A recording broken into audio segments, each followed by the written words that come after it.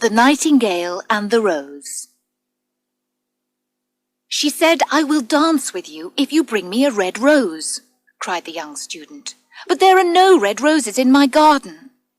I have studied everything that wise men have written, but my life is unhappy because I have no red rose."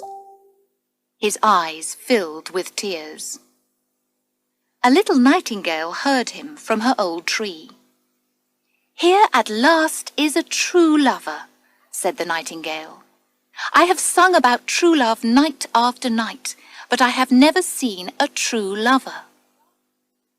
"There will be a dance at the palace tomorrow," said the student. "The prince will be there, and my love will be there too. If I bring her a red rose, she will dance with me. If I bring her a red rose, I will hold her in my arms. But there are no red roses in my garden, so I will sit alone.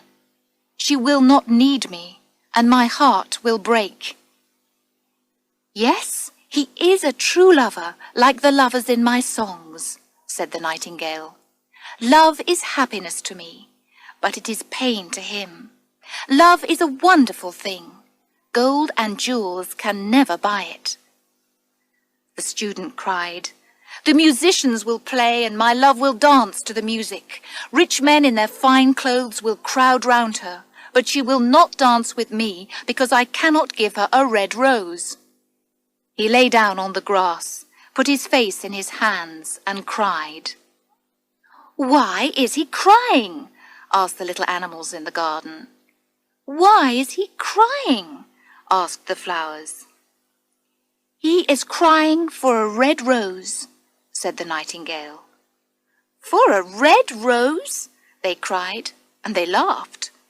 But the nightingale understood. She opened her brown wings and flew up into the air. She passed across the garden like a shadow.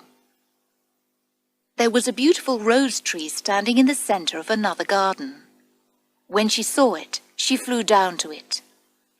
"Give me a red rose," she cried, "and I will sing you my sweetest song." "I am sorry," said the rose tree. "My roses are white as snow. Go to my brother on the other side of the garden. Perhaps he will give you what you want." So the nightingale flew to the other rose tree.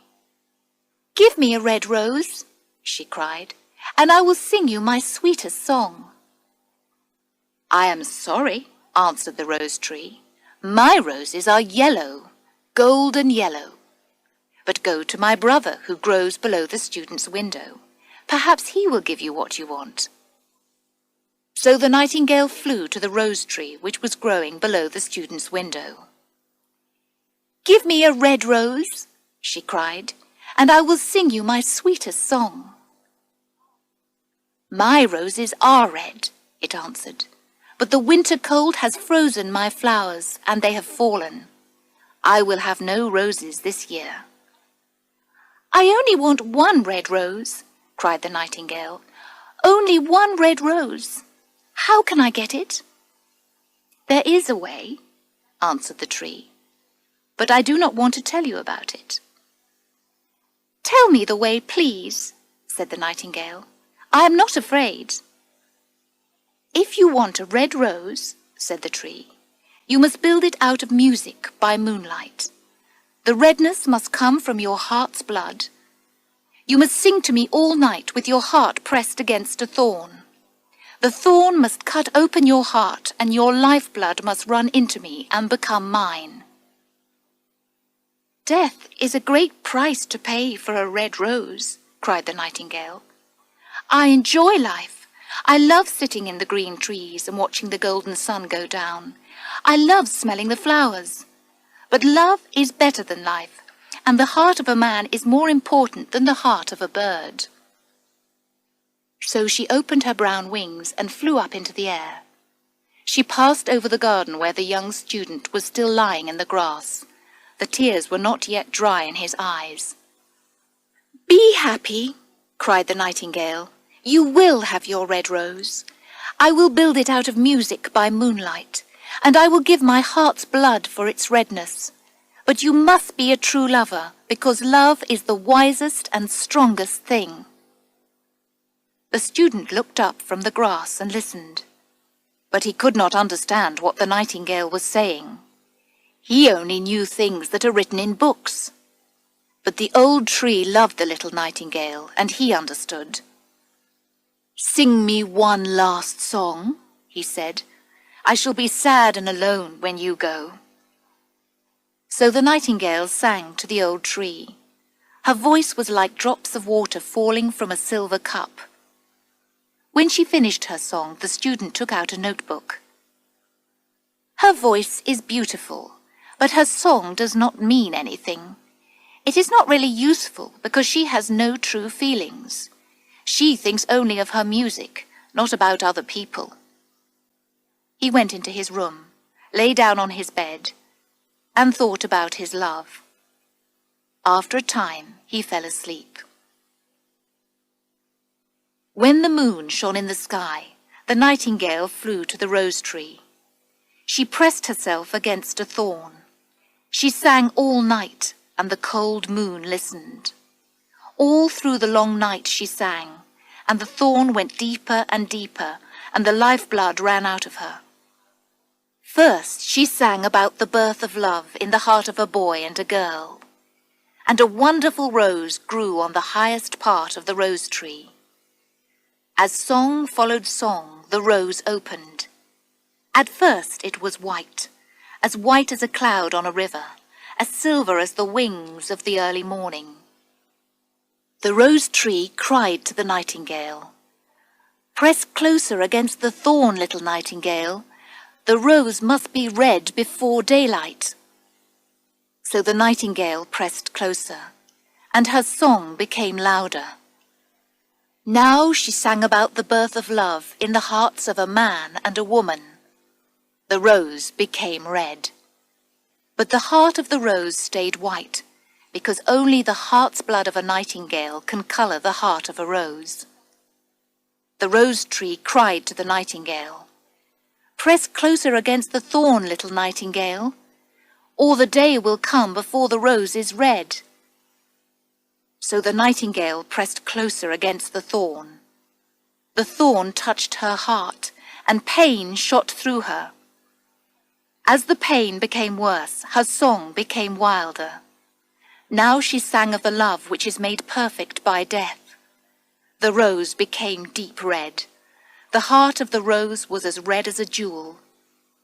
But the nightingale's voice became weaker and weaker. Her little wings stopped moving. Her eyes lost their brightness. She sang a last wonderful song. The moon heard it and waited in the sky. The red rose heard it and opened wide to the cold morning air. "Look, look!" cried the rose tree. "The rose is ready now."